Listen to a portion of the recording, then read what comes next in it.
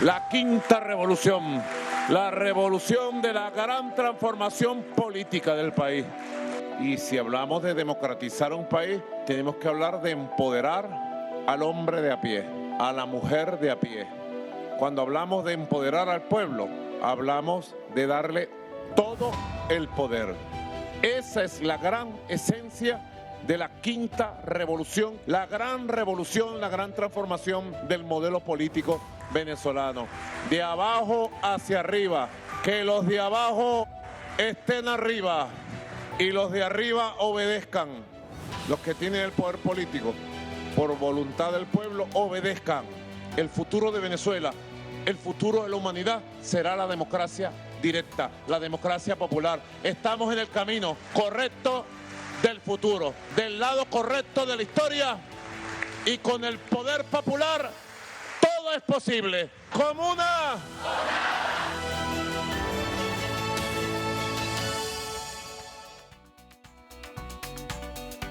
Comuna o nada.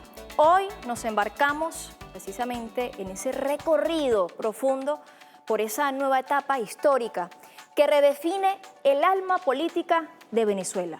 La quinta transformación del Plan de la Patria 2025-2031, cuyo eje fundamental es el fortalecimiento del poder popular y la construcción de una democracia participativa, directa y protagónica, pero además obedidencial. Esto nace de esa propuesta que emerge de las mismas comunidades, de ese mismo poder popular que ha venido emergiendo en cada rincón de Venezuela. Es un llamado precisamente a la transformación del Estado, desde sus raíces comunales, ciudadanas y territoriales. Es el tema que nos compete tratar esta noche especial junto a todas y todos ustedes, muy atentos al desarrollo de los pormenores de lo que tiene que ver con esta quinta transformación, que pudiera adelantarme en lo que es el análisis, viene a ser el centro de lo que rige la política o de esos nuevos métodos de gobierno en nuestro país. Pero más adelante vamos a estar detallando por qué yo digo esto. Y de inmediato conocer algunos de esos temas centrales que definen esta quinta transformación del Plan de la Patria 2025-2031. A continuación le presentamos esos temas transversales que están definidos en este gran Plan de la Patria. Vemos para ustedes, lo compartimos con ustedes en pantalla, ya lo tenemos allí, y entonces tenemos como uno de esos elementos, que es la transformación política del Plan de la Patria, primero la defensa de la democracia y la lucha contra el fascismo. Se consolida esto como un principio esencial para resguardar la paz, la soberanía y la voluntad del pueblo venezolano. En segundo lugar, o como un segundo tema, se implementan nuevos métodos de gobierno con estructuras como las comunas, los circuitos comunales, el 1x10 del buen gobierno y los mapas de soluciones, ahora también, como se le dice, el mapa o los mapas de sueños, donde el mandato obedidencial se convierte en columna vertebral de la acción pública. Un tercer tema importantísimo, el poder popular, que se reconoce como ese motor central de cambio con transferencia de competencias, la consulta comunitaria y la autogestión productiva en todos los territorios. En otro tema, otra idea que está allí plasmada en esa quinta transformación es el avance en la transformación revolucionaria del Estado, desmontando esas viejas formas burocráticas y construyendo un Estado ético, eficiente y profundamente vinculado al pueblo. Es achatar el Estado burgués. Como quinto tema tenemos la consolidación de un sistema de planes y presupuesto obedidencial, articulado con las comunidades y orientado al desarrollo territorial, económico y social del país. Allí vemos entonces 5 temas que configuran ese camino hacia una Venezuela nueva, donde el pueblo es gobierno y la democracia se ejerce con profundidad y participación real. Pero para seguir ampliando más sobre los detalles y las bendiciones que recoge esta quinta transformación para esa nueva Venezuela, para una nueva Venezuela donde hay nuevos métodos de gobierno, nos acompaña hoy en el estudio el vicepresidente sectorial de Planificación, Ricardo Menéndez, a quien le damos la más cordial bienvenida a este programa especial. ¿Cómo está, ministro? Feliz noche. ¿Cómo están? Buenas noches. Ya veía usted allí uno de esos adelantos, ¿no?, entrándonos en el tema de la quinta transformación, pero antes de llegar a esa quinta transformación, me gustaría, ministro, que pudiéramos mirar la importancia de este documento, de este gran documento, que además fue debatido, fue consultado en las diferentes comunidades de nuestro país. Sí, buenas noches. Es muy importante porque se trata de la configuración del Plan de la Nación y que podríamos decir que tenemos un plan de desarrollo, que hay un plan de desarrollo soberano del país, es sin duda alguna la primera gran victoria, sobre todo cuando los años precedentes, desde el fallecimiento del comandante Chávez, en lo sucesivo, una guerra que se desató contra nuestro país, donde el objetivo central fue disolvernos como república. Eso es un tema que no es menor, que el vector de guerra sea enajenar, romper la visión de ser venezolano, romper el Estado-nación y que nosotros después de esa batalla digamos, este es un plan construido por el pueblo, tenemos un presidente electo constitucionalmente, tenemos un pueblo que formuló el plan y tenemos una visión de cómo vamos a conquistar el 2030, es sin duda alguna una gran victoria. Cuando decimos que se buscó romper el Estado-nación, quienes probablemente nos escuchan en el 2025 dirán, bueno, están exagerando, pero resulta que cuando hacemos un recorrido desde el punto de vista de la historia, nosotros en el año 2014 se nos trató con la famosa salida, se nos trató de generar una guerra civil. En el año 2015, con la operación Tenaza, se buscó estrangular a la República, se buscó malponer a Venezuela en la región, precisamente para propiciar ambientes de invasión de la República. Cuando salieron algunos supuestos líderes de oposición a decir que había una plaga por la América y que esa plaga eran los migrantes, estaban precisamente buscando generar todo el ambiente para que se invadiera Venezuela, se generara la asfixia económica, se generara toda la visión de ruptura desde el punto de vista de lo que nos arma como hilo de nación. Pero adicionalmente, cuando a partir del 2015 en lo sucesivo se busca generar toda una fractura institucional de la República, buscando una asamblea que se revela en contra de lo que es la visión constitucional, buscando crear un Tribunal Supremo paralelo, un CNE paralelo, un presidente paralelo, bueno, evidentemente lo que se está buscando es romper toda la estructura desde el punto de vista de la nación. Es por eso tan importante que el presidente de la República, cuando habla de los grandes consensos, de los grandes temas que hilan el país, no es un tema simplemente de una consigna o una travesura desde el punto de vista político. Eso tiene que ver con una visión desde el punto de vista histórico, desde el punto de vista del jefe de Estado, una visión de Estado, desde el punto de vista integral de los intereses superiores desde el punto de vista de la República, y bueno, que mientras algunos buscaron fracturar a la República, otros lo que plantean sencillamente es construir los hilos constructores de la República. Cuando nosotros, por ejemplo, vemos esta semana, desde el viernes pasado, vemos el día sábado, vemos en estos días el recorrido de lo que significó la victoria del presidente con la reinserción, el rescate de los migrantes, estamos hablando de unas grandes consignas, unas grandes batallas. Ahí no se preguntaba si era chavista, si no era chavista, quién había generado los procesos desde el punto de vista migratorio, quienes buscaron sencillamente jugar con la tragedia desde el punto de vista humano, sino que hablamos de la visión del presidente de la República de abrazarnos a todas y a todos. Este contexto es sumamente importante porque el plan de desarrollo de la nación es de todas y todos. Es un plan que procura salir de lo que ha sido la intencionalidad de la guerra y construir los grandes desafíos que tenemos como nación.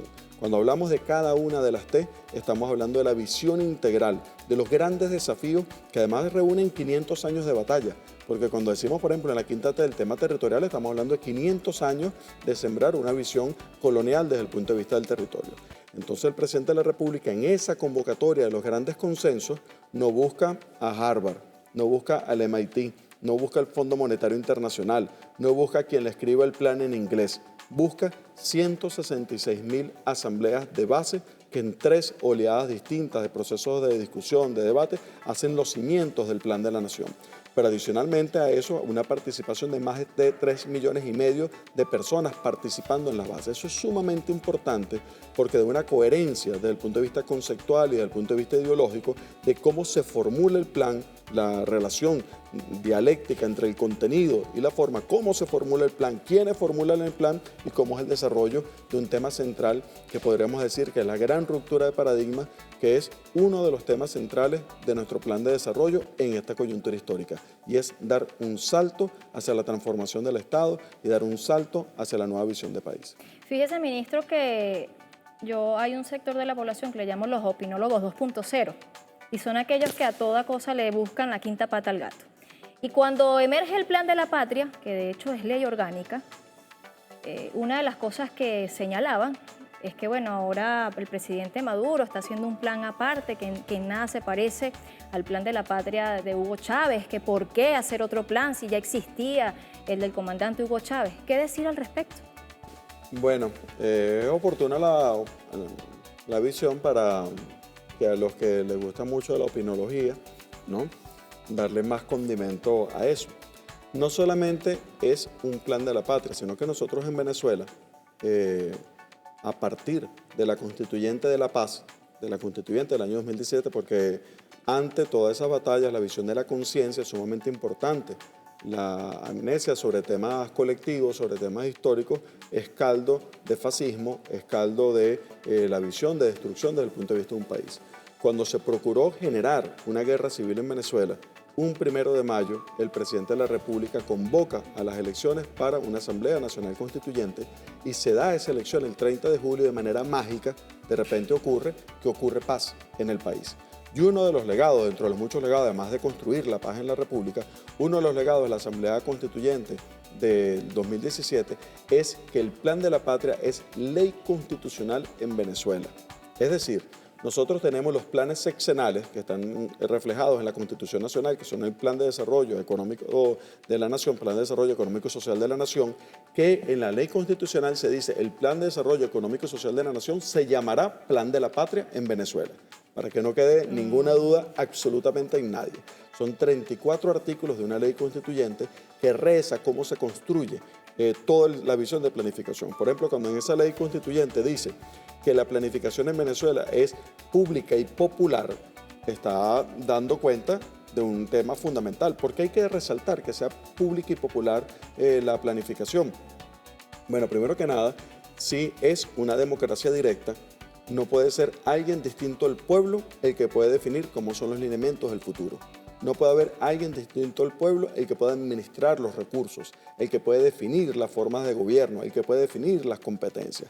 Pero adicionalmente, para aquellos que les gusta la suerte de amnesia, en aquellos países donde se han dado la visión de los gobiernos neoliberales, como es precisamente algunos países centroamericanos, algunos países del Cono Sur, los ministerios de planificación se eliminaron. Desaparecieron los ministerios de planificación desde el punto de vista de los países, como también hubo el intento de desaparecer las Fuerzas Armadas Nacionales en los países y constituir especies de policía nacional. Esa visión, que es una visión imperialista, que es que no exista la visión de desarrollo de los países, que no existan los mecanismos de soberanía, los mecanismos de defensa, es una visión contraria a un modelo de desarrollo nacional. Luego nosotros, de esa visión constitucional, donde se dicen algunas perlas para que aquellos que puedan pensar que es un tema circunstancial. Por ejemplo, una perla que dice, la ley constitucional del Plan de la Patria dice que toda la base completa del poder nacional nace y radica irrevocablemente en la comuna y en las comunidades. Eso lo dice la ley constitucional del Plan de la Patria. Dice que el sistema de planificación se construirá a partir del poder popular, que existirá un sistema estadístico y geográfico para el seguimiento, que el fundamento de todos los planes de la patria que existan, todos los planes sexenales que se van a ser los 5 objetivos históricos del comandante Chávez. ¿Por qué? Porque ¿quién puede decir que la soberanía pasa de moda? ¿Quién puede decir que ser soberano, ser un país potencia desde el punto de vista económico pasa de moda? Que la geopolítica de paz, no, eso ya yo lo hice en la gestión pasada, ahora voy a hacer otra cosa. No, esos son temas estructurales de una formación histórico-social que es la transformación, la construcción de una nueva formación histórico-social en Venezuela. No debemos olvidar que esto es una revolución y como revolución tiene como objetivo fundamental transformar la sociedad, transformar los cimientos. Esto no es una gestión de gobierno, esta es la transformación de fondo de la sociedad. Entonces, cuando nos hicieron una guerra como la que nos hicieron, que buscaron romper las instituciones, que buscaron romper la economía, que buscaron afectar al venezolano, que buscaron fracturar todo lo que es la visión desde el punto de vista de la sociedad, uno se pregunta, bueno, ¿cuáles son las grandes transformaciones que tienen que ocurrir? Y esas grandes transformaciones tienen que ser nuevos consensos. ¿Para qué? Para que nos abracen como nacionales, para que nos abracen como hermanos. Entonces, una gran transformación es la economía, sin duda alguna. construir economía soberana, diversificar el aparato económico productivo del país. ¿Por qué es tan importante diversificar el aparato económico productivo? ¿Lo aprendimos o no lo aprendimos los venezolanos cuando nos trataron de estrangular y nos trataron de bloquear? Depender solamente del petróleo no significa que va a desaparecer el petróleo. Vamos a usarlo como un epicentro de desarrollo, pero diversificar lo que el presidente de la República anunció como la agenda económica bolivariana, bueno, es una visión de fondo y es un hito desde el punto de vista de 500 años de desarrollo. Venezuela tiene su arquitectura económica, social. Quizás a algunos les empieza a dar urticaria, les duele los oídos, no sé qué broma tal, pero la arquitectura de clases sociales en Venezuela nace a partir de toda la visión colonial, tiene un hito en la Compañía Guipuzcoana y tiene una configuración de clase, que bueno, que es la configuración de clase que se ha desarrollado en todo este tiempo. Es decir, que en 500 años, con una forma vinculada a la monoproducción, una forma vinculada a una manera de producir en el territorio, se dio esta arquitectura que tenemos. Diversificar el aparato económico productivo es la oportunidad de desarrollar las regiones. Es la oportunidad de decir, ahora que vamos a elecciones regionales, que los que están en la mesa de Guanipa puedan decir, epa, levanto la mano, yo estoy en la economía nacional. Que los que están en Calabozo digan, epa, yo soy región cerralera. Los que están en Portuguesa, Cogé, digan, yo soy la otra región cerralera. Los que están en todo el páramo Venezuela dicen, nosotros somos la horticultura de piso alto. En la depresión de Quiborcarora dicen, nosotros somos, epa, los de la cebolla, el tomate, el pimentón. Es decir, que todas las subregiones del país, a partir de los motores de la agenda económica bolivariana, alzan las manos y es una oportunidad de no solamente diversificar la economía del país, sino que adicionalmente generar toda una dinámica completamente distinta desde el punto de vista del territorio. Cuando decimos ciudad y decimos servicio, estamos hablando de una premisa fundamental del comandante Chávez, que decía que ciudad, hacía la analogía de ciudad con ciudadanía, recordemos cuando hablaba de la geometría del poder, ciudad como ciudadanía y era el derecho humano a la ciudad. Y es precisamente uno de los temas que se fracturó durante estos años que tienen que ver el tema de los servicios. Igual cuando hablamos de seguridad, de defensa, cuando hablamos de cada uno de los hitos de las 7 grandes transformaciones. Es por eso que el plan son los 7 grandes hitos, los 7 grandes temas que nos son indispensables transformar en la sociedad venezolana para caminar hacia el futuro. Si me permites un segundo, robarte unos segundos para decir una síntesis de esos grandes hitos. Diversificar el aparato económico productivo, aprovechar el bono demográfico, que es la única oportunidad que los países tienen solamente una oportunidad de vivir bono demográfico, que es el momento donde la mayor parte de la población pasa a etapa productiva. Deja de ser jóvenes y niños y pasan a etapa productiva. En ese momento que pasan a etapa productiva, tú tienes que aprovechar para formar, capacitar, ¿en función de quién? De los motores de la agenda económica bolivariana, para que pueda existir esa posibilidad. Debemos agradecerle siempre a los señores de la oposición, siempre agradecerle que los primeros 10 años del bono demográfico que culmina en el 2040-2042, los 10 primeros años del bono demográfico los vivimos en guerra. Es decir, que nosotros como país, como generaciones, no tuvimos la oportunidad de desarrollar, como teníamos que desarrollar las especializaciones económicas productivas, precisamente porque estábamos en una guerra y pretendieron robarnos concepciones desde el punto de vista del futuro.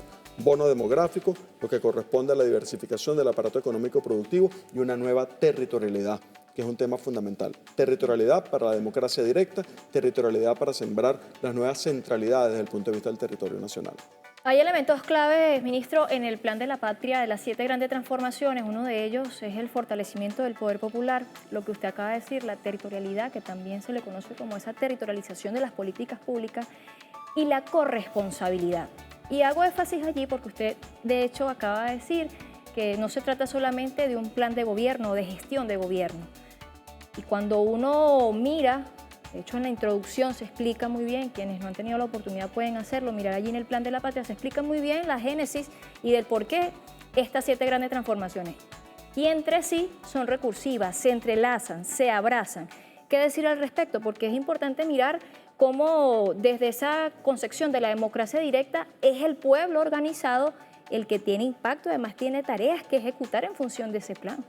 Es correcto, un principio, un parámetro, el presidente de la República lo insistía en el programa de ayer, en su programa de televisión, un principio de nuestra democracia, que además es constitucional. Cuando se dice democracia participativa y protagónica, es un modelo de democracia. Para quienes nos escuchan, en esas suertes de hegemonía, en esa suerte de los señores que saben mucho y entonces como ellos saben, nada más existe su verdad. Es curioso, ¿no? Ellos acusan a los demás de dictadores, pero solo existe su verdad. Entonces, en todas las teorías políticas, en todas las tesis políticas desarrolladas a lo largo de los siglos, según ellos, existe un solo modelo de democracia. El modelo de democracia para ellos es el modelo de democracia representativa, que como todos quienes nos escuchan saben, el modelo de democracia está fundamentado en una elección de segundo grado, ¿no? Donde la mayor parte del pueblo vota en segundo grado, eligen unos colegios electorales y eligen después a un presidente en esos colegios electorales, donde el que quede presidente no necesariamente es el que saca los mayores votos populares. Los que no nos escuchan deberán teniendo un cortocircuito. Bueno, ese es el modelo de democracia del imperio y nadie agarra y le cuestiona su modelo. Ese es su modelo, el modelo que ellos escogieron. Pero en la definición teórica de modelos de democracia existe una multiplicidad de modelos de democracia y uno de los modelos es la democracia directa.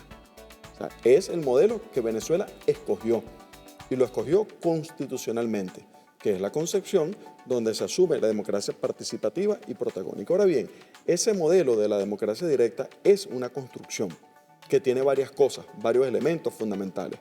Uno de los primeros elementos que tiene de amplia trascendencia es que choca con el modelo de la democracia liberal. La democracia liberal, la gente dice, no, el liberalismo es el liberalismo económico. Lo más grave del liberalismo no es en lo económico, es muy grave en lo económico, porque es el sálvese quien pueda, es el salvajismo. Pero una de las cosas más graves del liberalismo es en lo ideológico, es en lo cultural, es en el esquema precisamente de valores y principios. ¿Cuál es el esquema de valores y principios?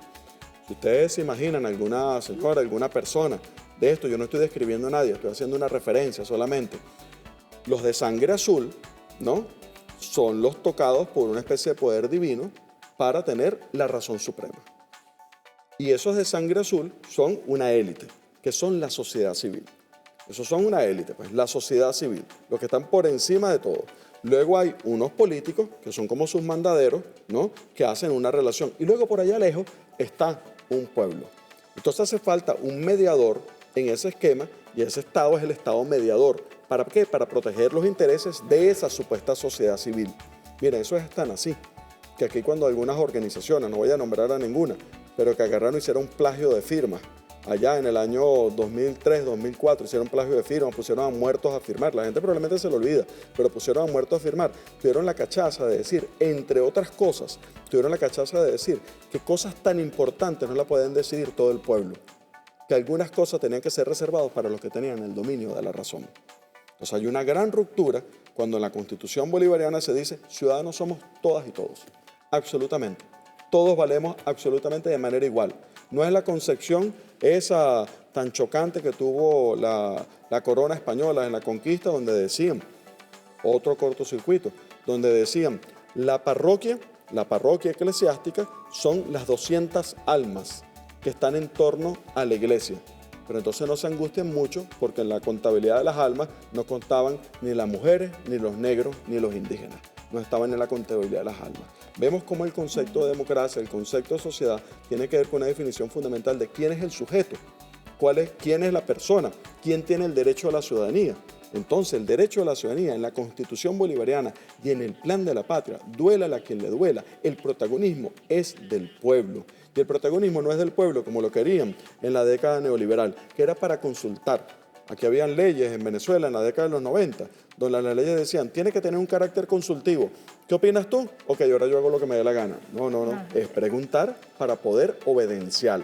Te pregunto, evalúas, planificas, desarrollas y no solamente para dar tu opinión de lo que se debe hacer, sino que para ser gobierno. Entonces hay una gran ruptura de paradigma, un gran elemento de fondo, una transformación enorme de la sociedad, la ha planteado el presidente de la República. Es un germen que viene del cumplimiento de un mandato del comandante Chávez en el golpe de timón y donde el presidente de la República, el presidente Maduro, le ha dado cumplimiento fiel desde el primer momento. Y permíteme hacer un énfasis en este tema. La primera decisión del presidente Maduro, siendo electo en el año 2013, fue el gobierno popular de calle. La primera decisión fue el gobierno colectivo con el pueblo. Esa fue la primera decisión, no es una circunstancia, es la primera decisión. El primer plan de la patria consultado masivamente, es el del 2018, con 34.000 asambleas. Se efectuaron 34.000 asambleas en 2018, cuando estaban sentados discutiendo con sectores de la oposición. Los esquemas de diálogo y cobardemente se pararon de la mesa, que fuimos a las elecciones del año 2018, el presidente de la República lanzó una consulta popular sobre el plan de desarrollo. Y ahora tenemos un plan de desarrollo que está formulado por 166.000 asambleas, donde además hay un elemento que es bellísimo. Uno está seguro que el comandante Chávez, con la geometría del poder y con todo lo que significa la concepción de fondo del pueblo participando, estaría profundamente contento, estaría brincando en las asambleas, en los barrios, en las comunidades, viendo la cartografía social, viendo cada uno de los temas, porque son realmente la construcción colectiva de una nueva cultura. Y esa nueva cultura es uno de los elementos más hermosos que tenemos, que es la planificación popular. Lo escucho, ministro, y recuerdo una de las categorías que pude leer en el Plan de la Patria, de hecho en la cuarta transformación, de la descolonización del pensamiento y del poder. ¿Tiene que ver con eso que usted acaba de plantear? Absolutamente, son, como tú decías hace un momento, son temas que están integrados entre todas las T. En el caso de la quinta T, tenemos un epicentro de desarrollo que tiene dentro del método, dentro de la técnica. Si me permite, voy a referirme en un momento a uno de los puntos que tiene que ver con los nuevos métodos y técnicas desde el punto de vista de gobierno. Pero le voy a proponer algo y usted también. Esos nuevos métodos de gobierno vamos a tocarlo en la próxima parte, porque vamos a hacer una pausa necesaria, porque de allí conocer, ministro, cuando se dice la transformación revolucionaria del Estado, tiene que ver seguramente con esos nuevos métodos de gobierno que vamos a desarrollar junto al ministro Ricardo Menéndez en la próxima parte. Ya venimos con más de este programa dedicado a la quinta transformación del plan de las 7 grandes transformaciones.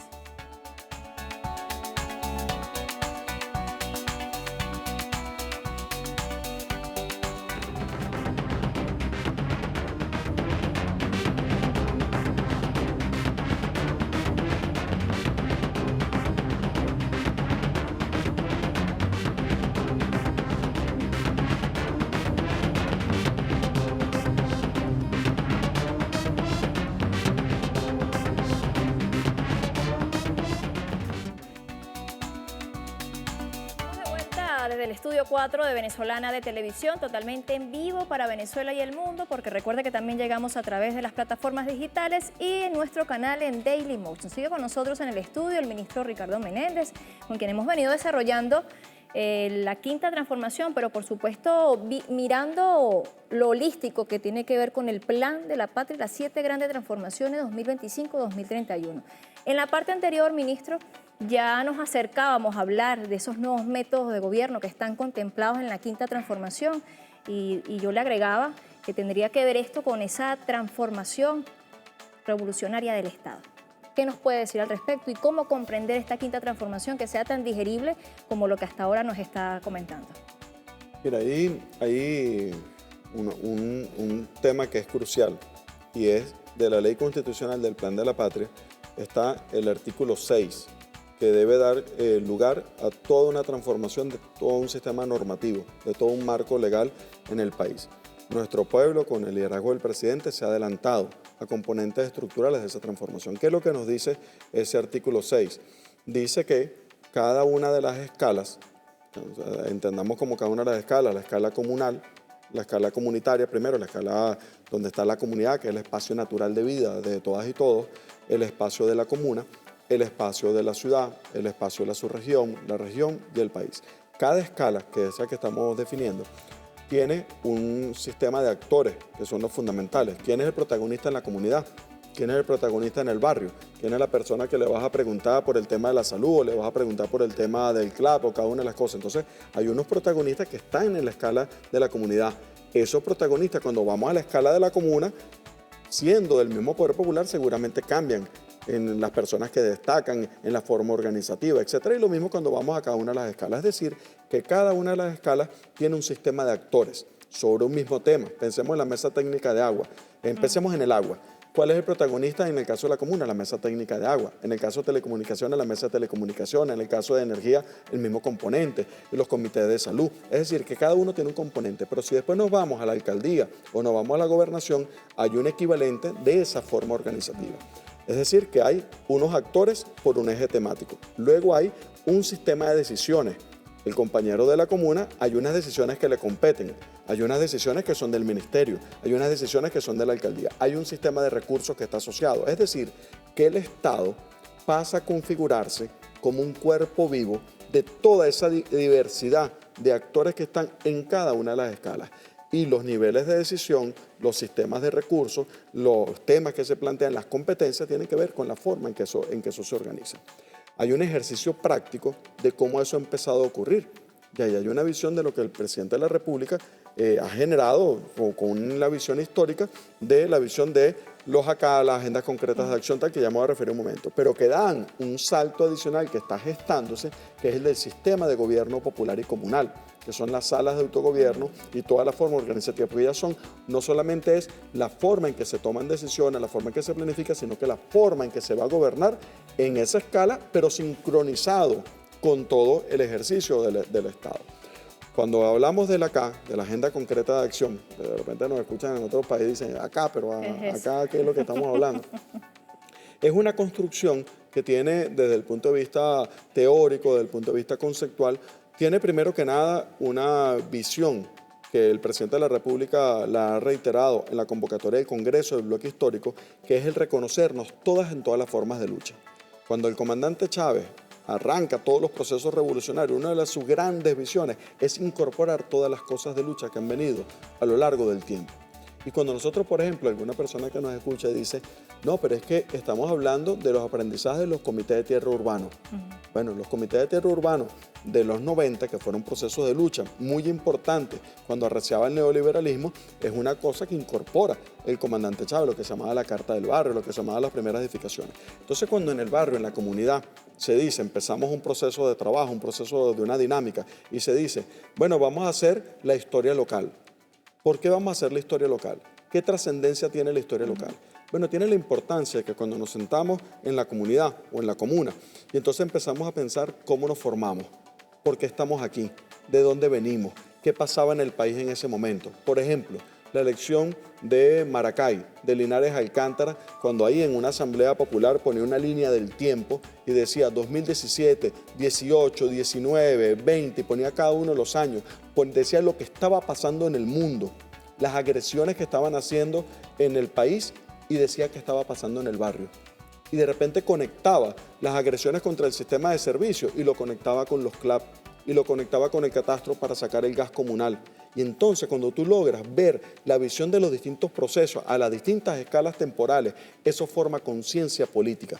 Y esa conciencia política forma sentido de pertenencia, que es un elemento fundamental, porque ese sentido de pertenencia es el alimento político precisamente para la conciencia, para la visión desde el punto de vista de desarrollo. Entonces, la historia local busca reivindicar quiénes somos, que tengamos el profundo orgullo de quiénes somos. Somos el pueblo que batalla, el pueblo que lucha, el pueblo que todo lo puede. Esos somos los venezolanos, esos somos las venezolanas, esos somos los que vencimos y vamos a seguir derrotando la guerra económica, lo que con el presidente Maduro hemos dado la épica del siglo, que sentamos el orgullo de retornar a los migrantes a nuestro país, que no pudieron secuestrarlos, que podemos reencontrar a una familia. Bueno, ese orgullo, que evidentemente es el alimento de la historia, no hubiese sido capaz. ¿Para qué fue la guerra? No fue para minar la mente y la conciencia de los venezolanos, para destruirnos. ¿Qué fue lo que trataron de hacer? Ponernos amilanados, que no podíamos. Bueno, es un elemento fundamental que es la visión de la historia desde el punto de vista del arranque. Posteriormente nos sentamos en la comuna y empezamos a hacer la cartografía social y participativa.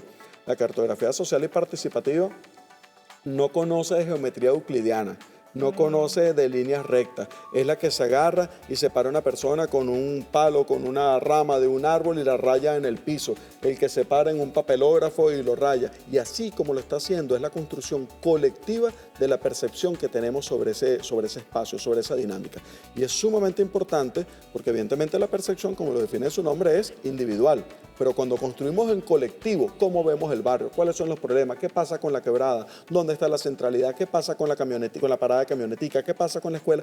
Vamos construyendo en colectivo cómo vemos el barrio, cómo vemos todos nosotros el ámbito y los temas que tenemos. Luego se viene un tema que es muy importante, es bellísimo, ahí está las clavellinas, por decir algo, en Guarena, o están las barriadas, Guaycamacuto, en La Guaira, está cualquiera de los barrios, cualquiera de los espacios, los aguacaticos en el valle, que agarran y se plantan y hacen unas matrices perfectas. Se sorprendería el más académico de los académicos de una matriz perfecta donde, por ejemplo, hacen un inventario de sector por sector, cuáles son los padecimientos de salud que tienen, cuáles son las personas que tienen tal padecimiento, cuál es el total de padecimientos que tienen de un determinado problema, y con eso hacen la planificación del Comité de Salud. Es decir, que cuando se construyen esas matrices que forman parte de la CA, se definen unos temas fundamentales. ¿Cuáles son los nudos críticos? Cuando vemos los nudos críticos, vemos las relaciones de causalidad que origina el problema. Si no vemos que origina el problema, no podemos resolverlo, entonces creamos cultivo para el desasosiego de la esperanza, y los revolucionarios no podemos cultivar desesperanza, entonces tenemos que llegar a la raíz del problema para resolverlo, sin ninguna dificultad, sin ninguna novedad. Los problemas son para enfrentarlos, para verlos de cara a cara y combatirlos, no para esconderse de un problema. Entonces, cuando se construye la matriz, se ven los nudos críticos, se ven las potencialidades que tenemos, se ven las soluciones que tenemos, y posteriormente se pasa a un nivel que es bellísimo, que corresponde al nivel de la escogencia estratégica y la priorización colectiva de necesidades. Okay. Cuando tú estás en el barrio, estás en la comunidad, por ejemplo, estás ahí en Petare y se te reúne una comuna y de repente dicen, no, mira, ese problema que nosotros tenemos, nosotros creemos que debe estar priorizado ese sector que está allá arriba. Oye, pero ven acá, ese sector no está sentado en la asamblea tal, pero ellos tienen mayor necesidad que nosotros. Entonces, cuando eso ocurre, se crea la solidaridad. Y cuando se crea la solidaridad, se crea precisamente una priorización de lo colectivo, de que vemos que es necesario, cómo se hace, y se hace con un nivel de conciencia. Entonces, cuando vemos la visión de la conciencia histórica, cuando vemos la construcción en el espacio de lo que es el mapa de soluciones, cuando vemos la construcción de la agenda concreta de acción, estamos viendo un pueblo que a punta de conciencia construye la visión de futuro que tiene de esa comunidad. Pero ahora no solamente construye la visión de futuro, sino que el presidente de la República le metió toda la cizaña posible al tema y empezó hace un año con las consultas populares. Y en las consultas populares, probablemente, habrá que preguntarle al presidente, pero probablemente hace el gran desafío y una ruptura, además de acelerar procesos, acelerar dinámicas, genera una gran ruptura. Y la gran ruptura es decir, el pueblo puede manejar los recursos directamente con la máxima eficiencia posible. Entonces se juntan los recursos con las agendas concretas de acción y esa es una ecuación imposible de vencer. Ministro, fíjese que es oportuna la intervención que hace cuando habla de las consultas, porque justamente tenemos allí algunas cifras que nos permiten mirar en concreto lo que ya se ha logrado con este ejercicio de consultas populares. Le pido al equipo de producción que nos acompañe con ese trabajo que hemos realizado para resumirles a ustedes lo que ha significado estas consultas populares en nuestro país en el marco de esa construcción colectiva del plan de las 7 grandes transformaciones. Y es que el presidente Nicolás Maduro convocó a esas jornadas de consulta pública, en un principio las que fueron realizadas entre el 18 y el 19 de enero de 2024, y el objetivo era claro, recoger las propuestas del pueblo y activar ese protagonismo en esa nueva etapa de planificación nacional. Luego, para el 2 de febrero de 2025, se lleva a cabo lo que se conoció como la primera consulta popular nacional, con la participación de 5.334 circuitos comunales, en los que se postularon 36.685 proyectos comunitarios. Recuerde que son 7 los que van a consulta y de allí emerge uno de los proyectos ganadores. Luego hay que mirar allí cuáles fueron las áreas fundamentales: el agua, hábitat, vialidad, electricidad, educación, salud y deportes. Esta jornada también contribuye directamente a lo que ya hemos venido desarrollando a lo largo de este seriado del Plan de la Patria y las 7 grandes transformaciones, que fue la 4ª transformación, la social. Posteriormente, el 27 de abril, tuvo lugar lo que conocemos como la segunda consulta popular nacional 2025, y con ese mismo enfoque de validación y ejecución de proyectos registrados previamente por las comunas. ¿A través de qué? De las salas de autogobierno comunal. Se promueve la carga de propuestas, alineada esos ejes estratégicos, de alineación estratégica del plan de las 7 grandes transformaciones, reforzando el modelo de planificación territorial. Apenas estas jornadas que no solamente ministro y todos los que nos ven hasta ahora y que han participado también, no solamente recogen ideas, sino que han marcado un cambio estructural y han sido claves para transferir ese poder a las comunidades en la toma de decisiones, definir las prioridades que ya usted muy bien lo ha dicho, ministro, territoriales en el tema de salud, la infraestructura, educación, servicios, y así fortalecer ese sistema de planificación pública y popular, como usted lo decía al inicio del programa, siendo esta la base esencial de ese nuevo modelo de gobierno revolucionario. Y de allí mirar ministro, la importancia que han tenido estas consultas, porque no se trata, hay quienes adversan y que a todos le buscan algo que decir, que para qué consultar, que a la gente no hay que consultar, que a la gente hay que darle lo que está pidiendo y punto. Pero ¿cuál es el método que ha venido aplicando el gobierno dirigido por el presidente Nicolás Maduro? Tiene que ver justamente con eso, con las consultas populares. ¿Qué decir al respecto? Sobre todo porque las últimas que se han hecho han estado enfocadas en esas 7 grandes transformaciones a partir de la agenda concreta de acción.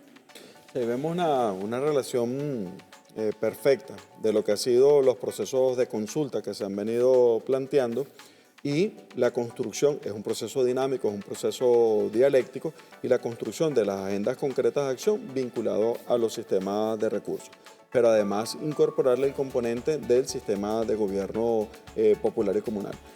Una referencia antes de un tema que es sumamente importante. Las consultas no son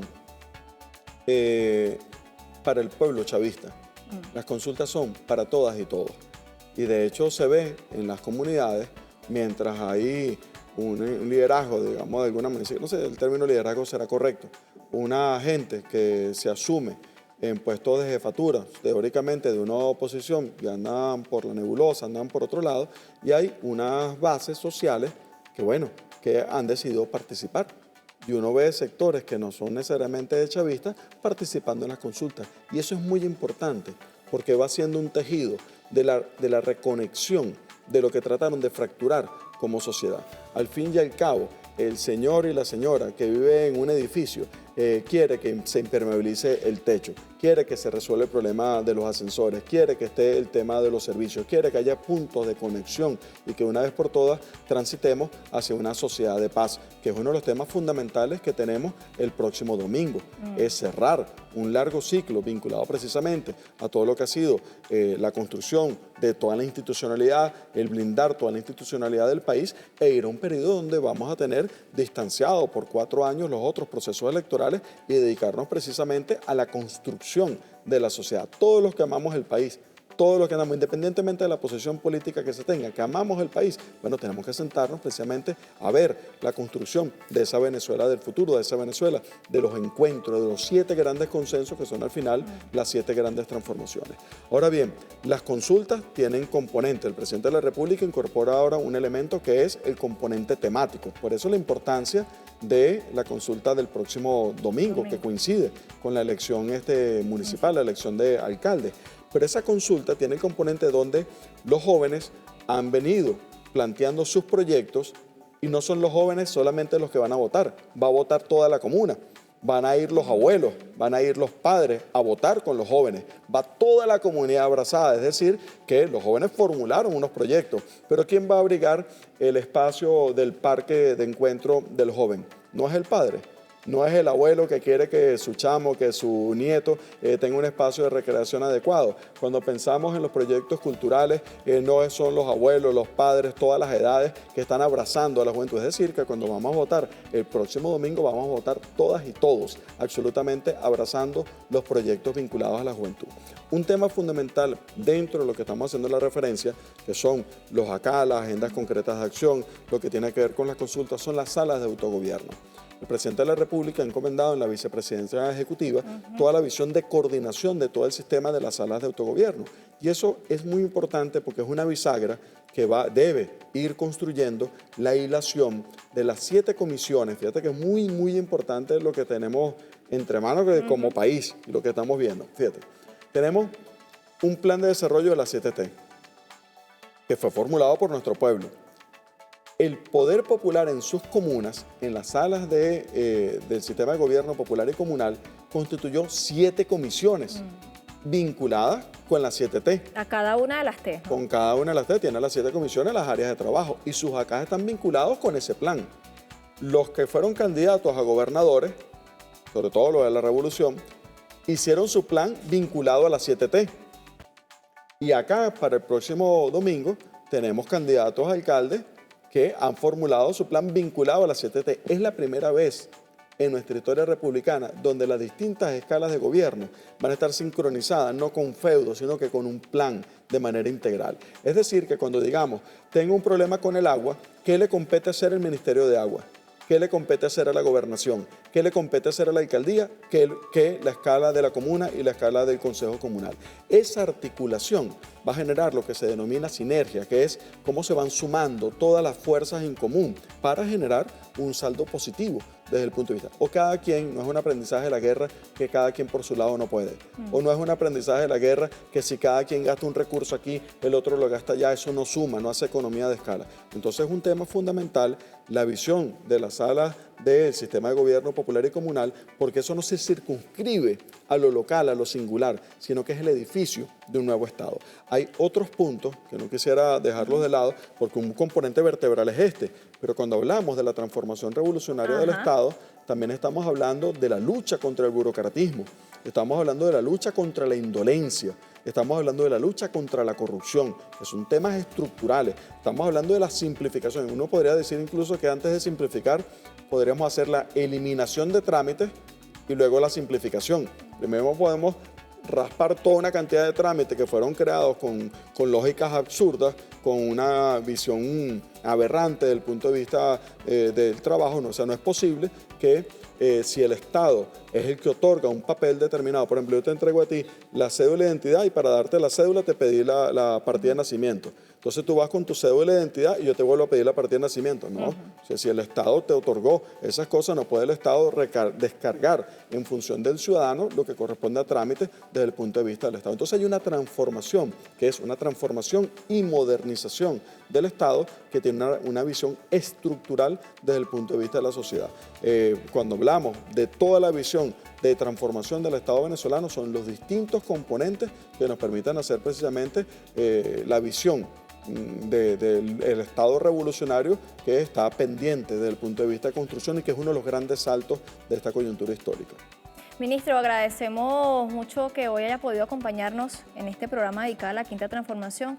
Lamentablemente se nos agotó el tiempo. Pero yo te voy a robar un segundo, voy a hacer una travesura porque hay un tema fundamental, me disculpan, hay un tema fundamental que está dentro de esta T, que es un componente que no debe quedar de lado. El presidente de la República con la vicepresidenta ejecutiva hacían el lanzamiento, por ejemplo, de unas escalas territoriales, en este caso de hermanamiento con Colombia, pero también lo pasan con escalas territoriales en lo interno. Es un sueño del comandante Chávez, toda la visión de desarrollo de los distritos motores, la visión de desarrollo de las regiones productivas, la visión de desarrollo integral de la República. El componente de la planificación territorial, la nueva arquitectura del espacio venezolano, es un tema vertebral que está dentro de esta T y es sumamente importante porque el futuro del país, óigase bien, va a parecer que es una cosa como lapidaria y una travesura, dado que quedan 30 segundos del programa, ¿no?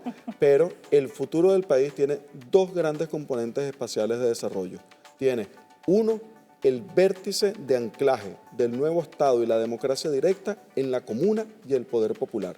Y tiene en las subregiones productivas la oportunidad de hacernos libres desde el punto de vista económico. Son las subregiones las que van a ser el anclaje de los motores económicos productivos, donde cada motor se va a anclar en el territorio, donde se van a anclar la misión vivienda, donde se va a anclar la formación de los jóvenes y cada uno de los niños que va a crecer con una vocación desde el punto de vista productivo. Es decir, que esos dos anclajes territoriales son los que nos van a llevar al 2030 y es una promesa del presidente Maduro, que todos tenemos un gran compromiso enorme y hermoso, y es que el 2030 nos pararemos el 17 de diciembre y le diremos a Bolívar que le cumplimos.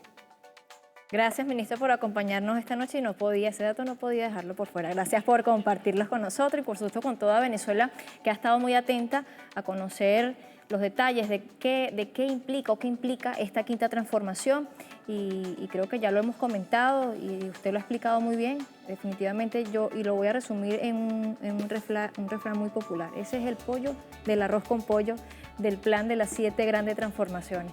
Nosotros queremos compartir con ustedes, antes de despedir, un trabajo que preparaba más temprano nuestro equipo de producción, precisamente en esto de las políticas, cómo se han venido territorializando, una de ellas la justicia de paz comunal. Y uno de estos jueces que hace hoy ese ejercicio en su territorio nos comenta precisamente cuál es ese papel que tienen en las comunidades y cómo esto fortalece el poder popular en cada comunidad de nuestro país. Con eso nosotros ponemos punto final a este programa especial, esperando haya sido de su agrado. Recuerden nuestras redes sociales, @soykativega, también me pueden encontrar como @claramentebzla y nuestro canal en Telegram, Claramente, donde estamos publicando, ministro, algunas cápsulas vinculadas al plan de las 7 grandes transformaciones y también estos programas especiales en este seriado que hemos dedicado a este plan de desarrollo de la nación. Nos despedimos como siempre agradeciendo su sintonía con libertad, amor y convicción. Hasta una próxima oportunidad.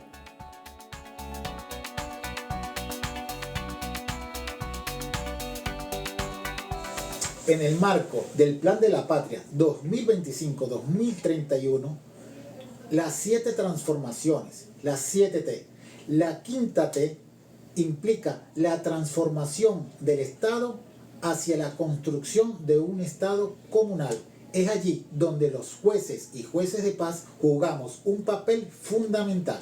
La figura de los jueces de paz en Venezuela tiene su basamento jurídico en la Constitución de la República Bolivariana de Venezuela, en el artículo 258, donde establece que los jueces o juezas de paz serán electos por elección popular, universal, secreta y directa por los miembros de su misma comunidad.